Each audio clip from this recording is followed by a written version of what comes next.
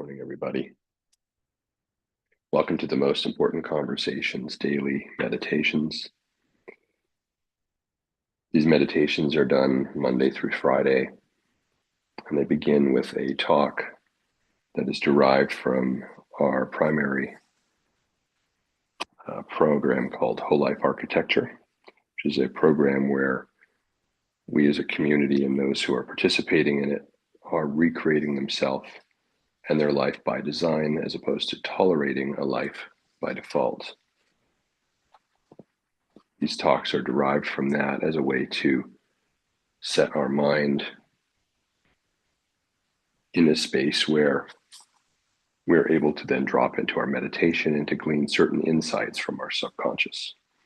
And the theme of all of our meditations and talks is liberation.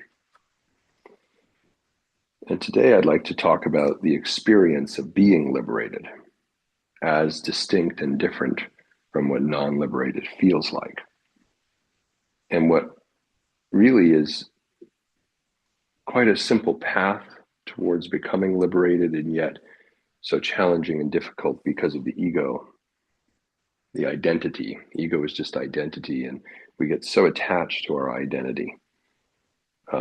It's almost like a character that we create unknowingly. And then we become in the service of it. We become trapped in it. It becomes a prison of our own making. So to liberate ourselves from our conditioning also requires that we liberate ourselves from our conditioned ego. The requirement to have an identity in this world, to get along with others and interact with others, to be in the world and of the world, is a requirement. But it can be one of your own making, and it can be an identity under your own mastery. It does not have to think and act you. And so when we talk about liberation, we're talking about not only that initial state of liberating oneself from our conditioning, but then a perpetual, continual state where we are the master creator of everything, including our egoic identity, which then also impacts the life that we go on to create. The problem that we deal with is this thing we've been talking about over the last week of self-deception, where we can even deceive ourselves into believing that our ego doesn't have us trapped, that we're unattached. We can deceive ourselves, but then we notice we have these moments, this feedback loop, which is these moments of suffering. Whenever we're experiencing suffering in our life, it's a feedback loop telling us where we are out of alignment with who we actually are. And so the self-deception usually doesn't last very long if we're aware until we notice it, because all it takes is an experience of suffering to remind us that even in this situation, we are unaligned and the ego has got us again. Now, the point of all of this is that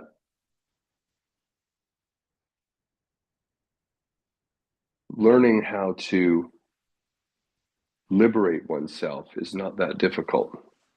It's really just a dropping of all of these things, dropping of the ego, a dropping of our needing to be right. The approach to liberation really lies in the experience of being able to open and expose oneself to life, to allow yourself to be what you are, with both your negative, so-called negative and positive qualities, that there is no such thing as negative and positive, or good and bad. These are just frameworks that we have developed. These are inventions, creations of the mind. You go from one culture to another, what's considered positive or negative or good and bad will generally vary, or at least it will be seen through a different light. So you present yourself, all of yourself, as you are to life. You open and expose yourself as you are to life. Now, this seems easy on the surface, but the problem we're dealing with is that we're always trying to be in a place that we would define as safe and secure.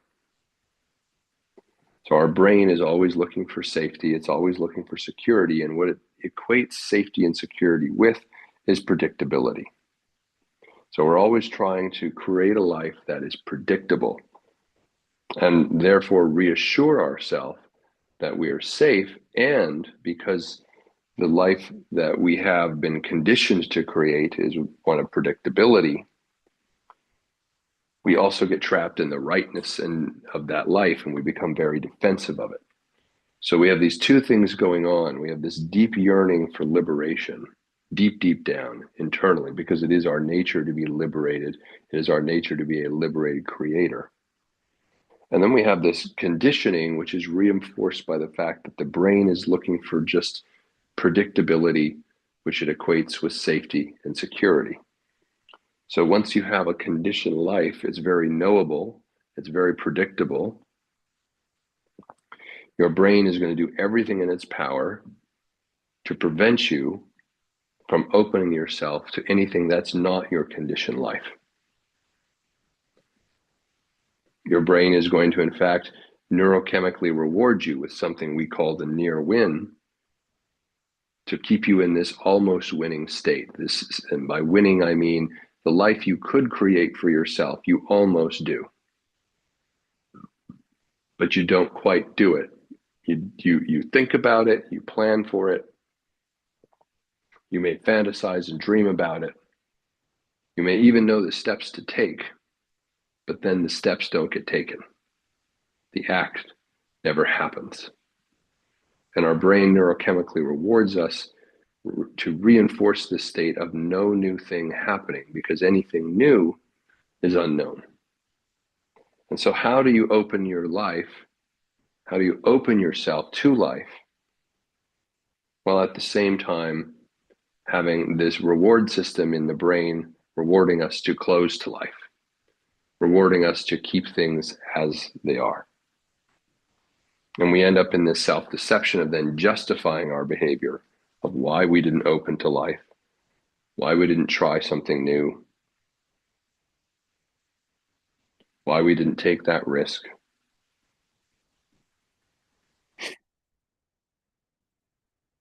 And we spend so much time once we get into this trap of trying to prove to ourselves that our conditioned life is the life we ought to live, that our conditioned life is the right life, the correct life, that the conditioned life is the life of, well, we're following the rules. And then so we seek the validation from outside of us to stay trapped in our conditioning. It makes us feel okay about an inauthentic choice. This is one of the forms of self-deception. And in part, it's born out of the fact that we are obsessively concerned with ourselves, beginning with our own safety, but then moving to looking for validation. But we all know that this constant seek for validation, this constant seek for outer approval, this approach becomes quite monotonous. It's not fulfilling. It's certainly not life-giving. And we know that deep down, and we're reminded of it continually. Life may occur to us as monotonous. It may occur to us as boring in a certain area, or maybe all of it.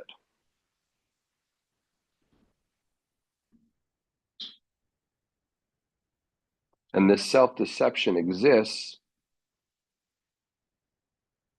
because we are it's a way of contracting and not opening to life. It's staying small. And when we do that, we suffer. So this is all part of the self-deception to keep us small.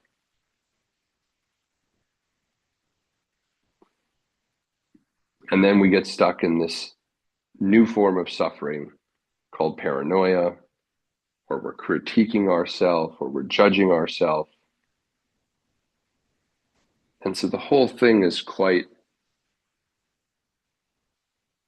a mess when you think about it in terms of where we end up.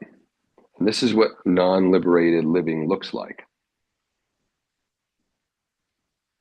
We seek the validation to avoid opening to life, to avoid change, to avoid the unknown.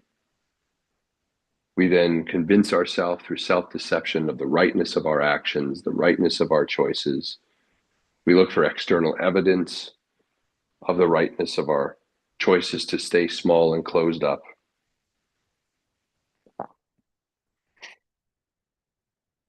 And then that leads to more internal suffering of boredom, monotony, a sense of Groundhog Day, no aliveness. And then we critique ourselves further. We may experience a sense of hopelessness around life, a lack of ambition.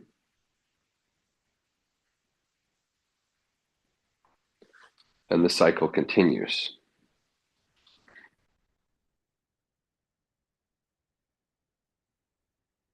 And it becomes a really heavy burden that we find ourselves carrying around, and it continues to stack up over many years, all in the effort to be somebody or to get somewhere as defined by our conditioned society that we grew up in. And then we start to judge ourselves because things aren't happening fast enough.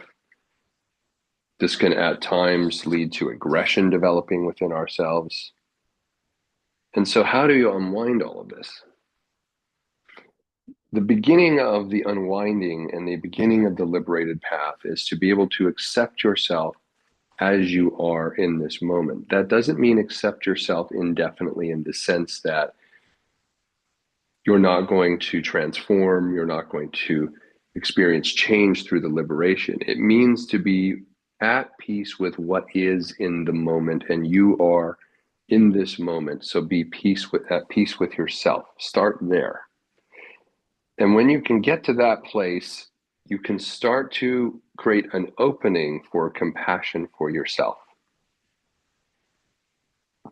That you didn't do this intentionally. This was a life by default, not a life by your own design. You were born into conditioning. It was a survival mechanism of the brain that had you take all of the answers and the behaviors that other people were giving you and exhibiting as this is how life is. And by living according to this conditioning, you could at least guarantee that you would not be ostracized from the group and that you would be taken care of. So having compassion for where this conditioning came from and for your current conditioned state is the starting point. Because continuing to fight against it, resist it, demean it, is only going to create more suffering, and it's just going to send you deeper down the hole. So developing a self-compassion, and sometimes the self-compassion can be helped and ushered along by also opening oneself to compassion for others.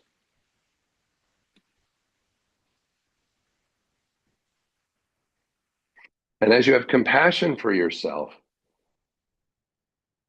you might get these flares of self-judgment that bubble up, and catch them. You can catch them.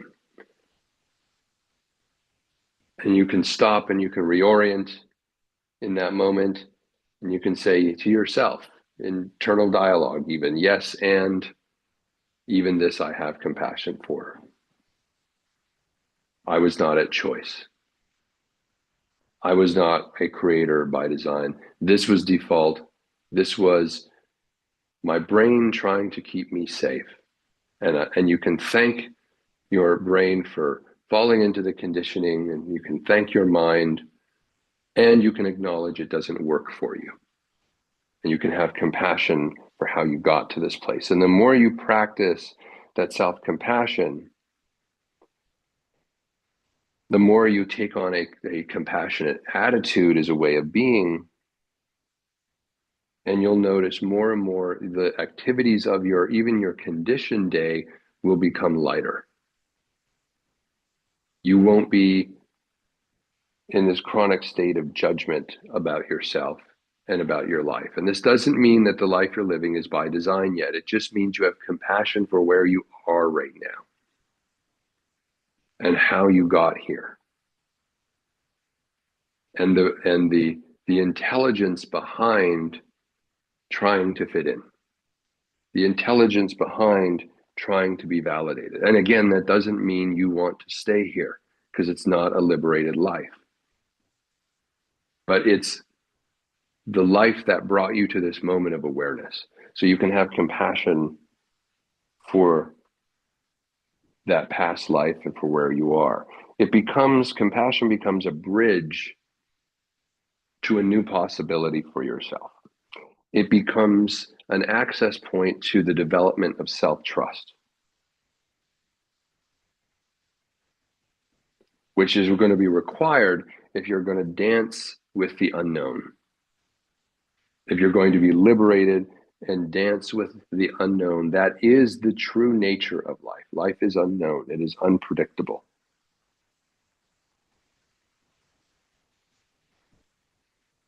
So compassion allows you to start to access that different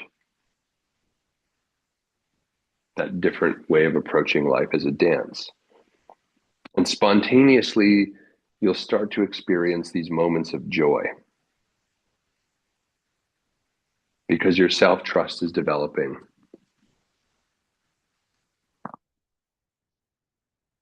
Your acceptance is being practiced.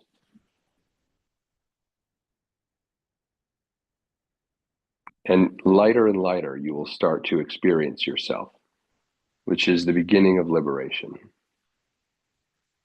And this compassion that you are practicing for yourself will also start to extend outside yourself to other people. Because as the Beatles song, and I Am the Walrus, the lyric goes, I am you and you are me and we are all together. So as you develop compassion for yourself, you also start to develop compassion for others. Because now you realize they too are unliberated. They too are conditioned. They too are a walking, habituated, unconscious reaction to everything in their life, like you are. And even acknowledging that, it's very similar to what people in AA have to go through. You know, they have to acknowledge that they're an alcoholic before they can begin the healing path out of it.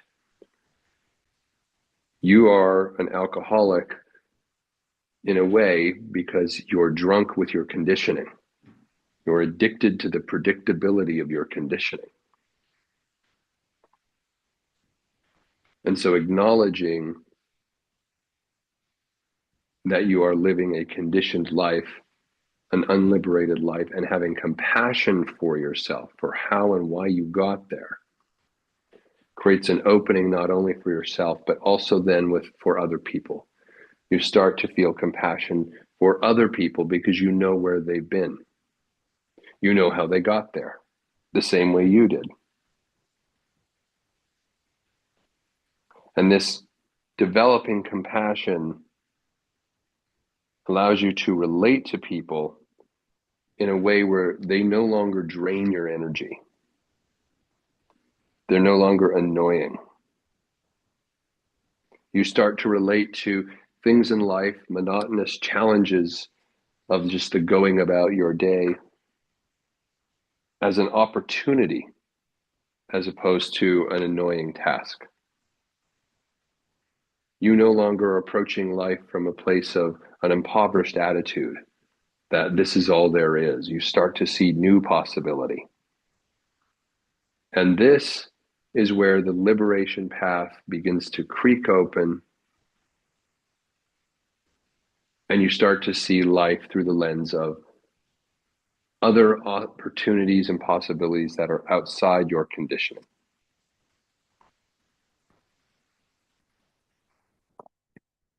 Your health will begin to evolve. Your energy will begin to increase.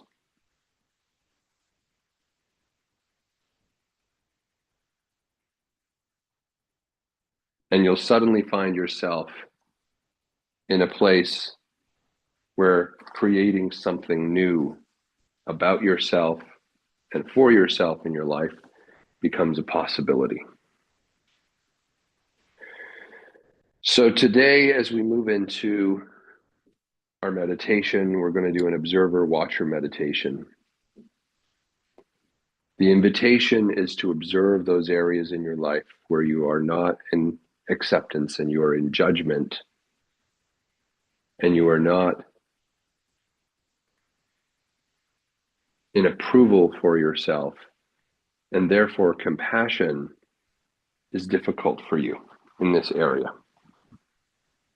Because compassion is the path towards opening to liberation. And if you're in self-judgment and self-critique, you're just perpetuating your state of suffering by default. Because when we critique ourselves and judge ourselves, we create the conditions for suffering. It's not pleasant. Compassion leads to openness. Critique and judgment leads to closedness. And in a conditioned life, we're about as closed as we can get. Closed to anything that is not our conditioning, including ourself. We can close to ourself.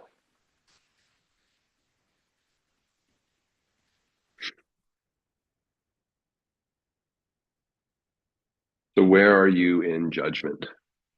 Where are you not in total acceptance and approval for yourself and how you got here?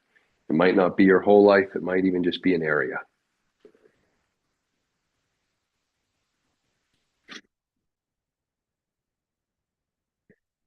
Where are you in self-judgment and complaint and critique of yourself?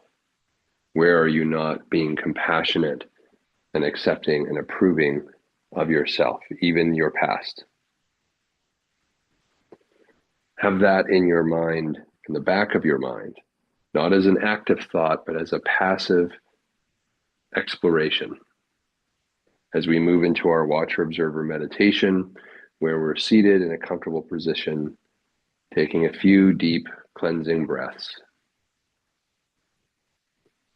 And as the watcher and observer of our thoughts and emotions, we are not our thoughts and emotions. As our thoughts and emotions drift in and out of our awareness, as our emotions rise and fall, as our thoughts drift in and out of our mind like clouds in the sky, we don't have to chase them. We can observe them, acknowledge them, and stay open in our mind and open in our heart, maintaining that clear state, that open state, that uncluttered state. And in this state, as a watcher and observer of our thoughts and emotions, we sometimes get insights.